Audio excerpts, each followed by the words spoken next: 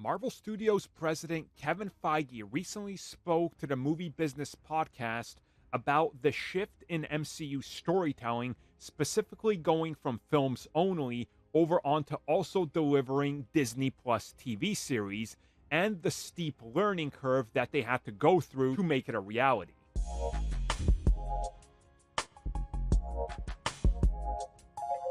So, one thing that people constantly bring up in regards to TV is why can't TV be produced the same as films and vice versa? For example, how can the CW or any TV station produce something like, I'll use Superman and Lois for example, how can they produce an entire season like 6 months out from the debut of the new season, but a film takes a year and a half to 2 years? Again, yes, post-production and budgets are a major factor, but the amount of people working on it, the amount of sets, pretty much everything increases. That's what I'm trying to get at.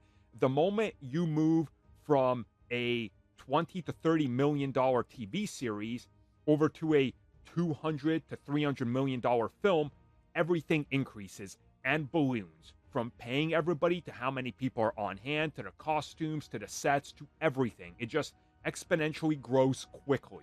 So recently speaking with Business Insider podcast, Kevin Feige talked about this, specifically talking about the learning curve they had to go through in terms of how you approach things differently, saying that if you look at the MCU and how many films they've done, and now you look at the over 10 plus Disney series they've done, it's a completely different ballpark.